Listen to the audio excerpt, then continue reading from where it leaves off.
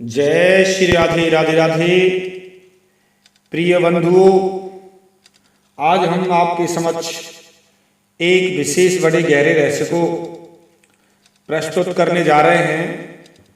विषय का नाम है कि दंडकारण्य की उत्पत्ति कैसे हुई थी, उस वन का नाम दंडकारण्य कैसे पड़ा। इस विषय पर आज विशेष बड़ा व्याख्यान आपके समक्ष प्रस्तुत करने जा रहा हूं। साथियों, क्यों कहलाता है ये दंडकारण्य, जिसमें राम भगवान उस दंडकारण्य में गए थे और वहीं पर उस दंडकारण्य में सूर्पणखा के नाक कान काटे गए थे। वो दंडकारण्य का नाम कैसे पड़ा था, क्या विधान है। साथियों, आज मैं बात को एक बहुत बड़े प्रमाण के साथ में आपके समक्ष प्रस्तुत करने जा रहा हूं। और अगर किसी विद्वान को ऐसा लगता है, बहुत से विद्वान कमेंट करते हैं, वास्तव में उन्हें शास्त्रोक्त जानकारी नहीं होती। चलिए आगे की बात कहते हैं, किस तरीके से कहां से कथा शुरू होती है। साथियों, एक समय की बात है, पूर्व काल में सतयुग की बात है। दंडधारी राजा मनु, ये मनु राजा हुए हैं। ब्रह्मा जी के पुत्र मनु जी इस पृथ्वी का शासन करते थे और एक उनका श्रेष्ठ पुत्र हुआ जिसका नाम इक्ष्वाकु था। राजकुमार इक्ष्वाकु जी अपने कुल को आनंदित करने वाले थे, बहुत अच्छे थे, तपस्वी थे, सदाचार शिष्टाचार से संपन्न थे। अपने उन ज्येष्ठ एवं दुर्जय पुत्र को भूमंडल के राज्य पर स्थापित करके मनु जी ने कहा इक्ष्वाकु जी से, बेटा इक्ष्वाकु, तुम भूतल पर राजवंशों की सृष्टि करो। तो उस दृष्टि से इक्ष्वाकु जी ने पिता के सामने वैसा ही करने की प्रतिज्ञा की। इससे मनु जी बहुत ही संतुष्ट और प्रसन्न हुए और बोले, पुत्र, मैं आपसे बहुत प्रसन्न हूं, तुम राजवंश की सृष्टि करोगे, इसमें संशय नहीं है। तुम दंड के द्वारा दुष्टों का दमन करते हुए प्रजा की रक्षा करो, परंतु बिना अपराध के किसी को दंड न देना। इस तरीके से बड़े शिष्टाचार की, सदाचार की, धर्म की और राज्य की नीतियों की बात मनु जी ने अपने पुत्र इक्ष्वाकु जी को बताई और सिखाई। उसी राह पर, पिता की राह पर इक्ष्वाकु जी ने चलने की प्रतिज्ञा की और आगे के क्रम में तब यज्ञ, दान और तपस्या के विविध कर्मों के द्वारा धर्मात्मा मनुपुत्र ने 100 पुत्र उत्पन्न किए।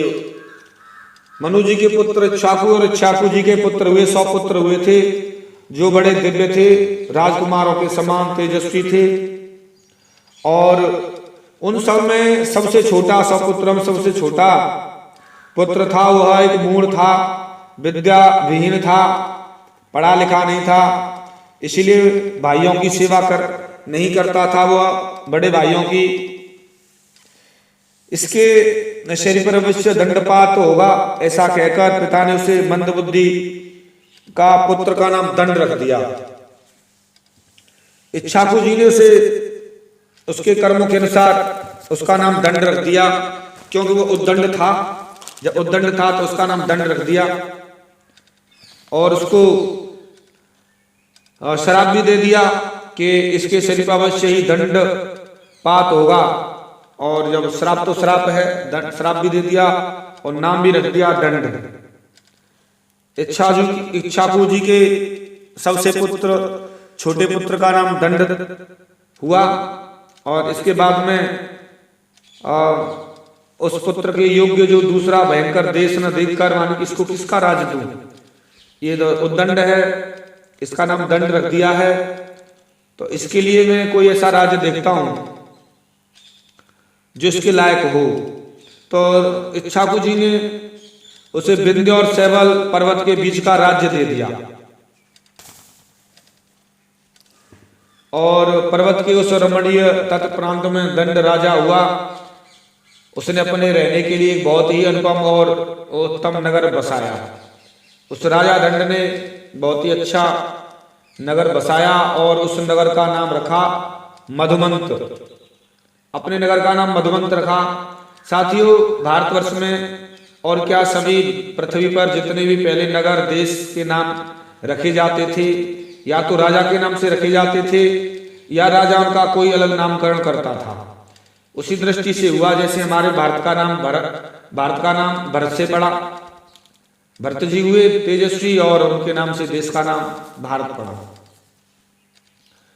तो उत्तम नगर बसाया था और उस व्रत का पालन करने के लिए उसने शुक्राचार्य जी को अपना पुरोहित गुरु बनाया और राजा दंड ने पुरोहित के साथ रहकर बड़े वहां पर राज्य का अच्छी तरह से पालन शुरू किया।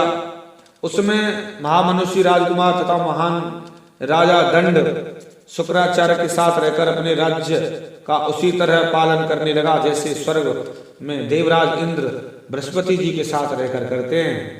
और बड़े दिव्य तरीके से राजा दंड अपने राज्य का पालन करने लगा और शुक्राचार्य जी को गुरु बनाया था। इधर क्या होता है, एक दिन शुक्राचार्य जी कहीं चले जाते हैं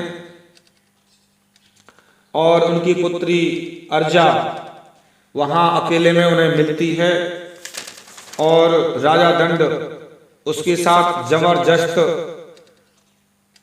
समागम करते हैं और वह दुखित हो जाती है, रोती है उस दृष्टि से, और राजा वहां पर दंड चला जाता है।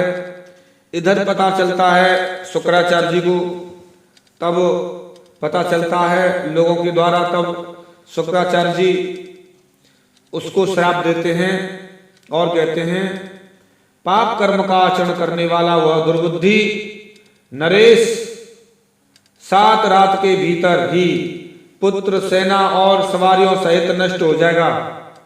साथियों, ऐसा श्राप शुक्राचार्य जी ने राजा दंड को दिया और कहा, खोटे विचार वाले इस राजा के राज्य को अब सब ओर से 100 योजन लंबा चौड़ा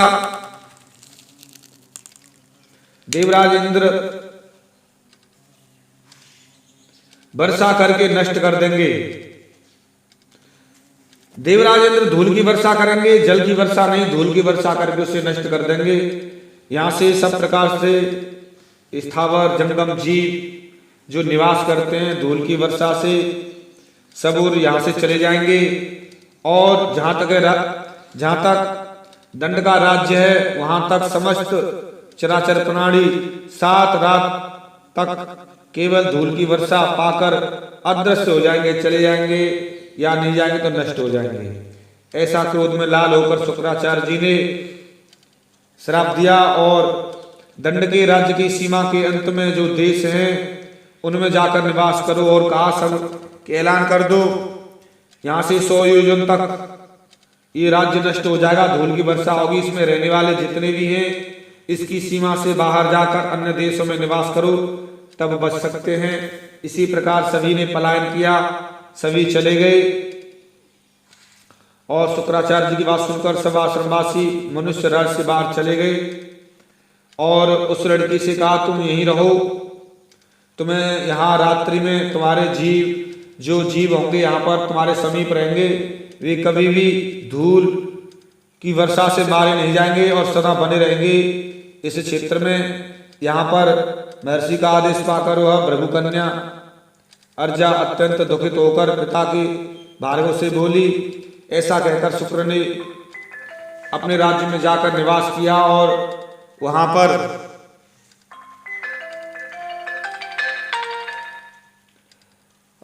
निवास किया और 7 सवारियों के साथ 7 दिन में सब कुछ भस्म हो गया। और तभी से साथियों उस क्षेत्र के मध्य भाग में दंड का राज्य था और धर्मयोग के कारण महर्षि राजा ने जो शाप दिया था तभी से उस क्षेत्र का नाम दंडकारण्य पड़ा। साथियों, यह क्षेत्र दंडकारण्य है, तभी से इस क्षेत्र का नाम दंडकारण्य पड़ा है। इसीलिए साथियों मैंने ये बात आपको दंडकारण्य की बताई और विशेष बात आपको समझ प्रस्तुत करना साथियों। इसी के कारण से इस क्षेत्र का नाम दंडकारण्य पड़ा। जय श्री राधे राधे राधे।